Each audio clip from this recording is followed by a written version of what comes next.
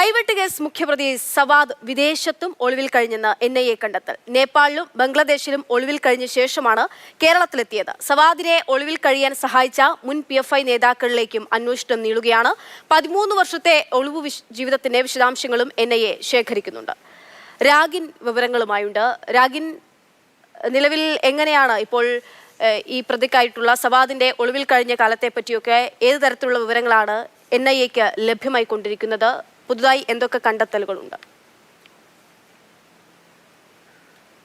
2010 July 4-നാണ് ഈ കേസിന് ആസ്പദമായിട്ടുള്ള സംഭവം ഉണ്ടാകുന്നത്. ഇതിനുശേഷം ഈ 13 വർഷം സവാദ് എവിടെയായിരുന്നു എന്നത് സംബന്ധിച്ചാണ് NIA വിശദമായിട്ടുള്ള അന്വേഷണം നടത്തിക്കൊണ്ടിരിക്കുന്നത്.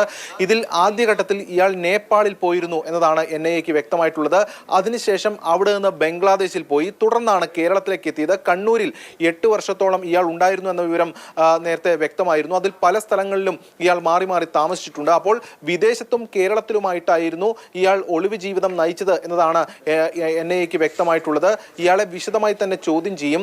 ഇയാൾക്ക് സഹായം ഒരുക്കിയവരെ, പ്രത്യേകിച്ചും കണ്ണൂരിൽ വിവിധ ഇടങ്ങളിൽ മാറി മാറി താമസിച്ചിട്ടുണ്ട്, അവിടെയൊക്കെ സഹായം ഒരുക്കിയവരെ ഈ കേസിൽ പ്രതികളാക്കും. കാരണം മുഖ്യ പ്രതിക്ക് സഹായമൊരുക്കി ഹാർബറിംഗ് എന്ന കുറ്റം ചുമത്തിക്കൊണ്ടായിരിക്കും മറ്റ് നടപടിക്രമങ്ങളിലേക്ക് കടക്കുക.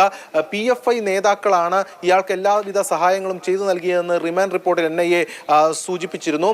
അതുമായി ബന്ധപ്പെട്ട വിശദാംശങ്ങൾ ശേഖരിച്ചിട്ടുണ്ട്. അവരിലേക്കും അന്വേഷണം ഉണ്ടാകും. ഇനി ആദ്യഘട്ടത്തിൽ ഈ കേസുമായി ബന്ധപ്പെട്ട് നടത്തേണ്ടത് ഈ പ്രതിയുടെ തിരിച്ചറിയൽ പരേഡാണ്. TJ ജോസഫ്, അതോടൊപ്പം തന്നെ ഈ കേസിലെ സാക്ഷികൾ ഉൾപ്പെടെയുള്ളവരെ എത്തിച്ച് പ്രതിയെ തിരിച്ചറിയൽ പരേഡിന് വിധേയമാക്കും.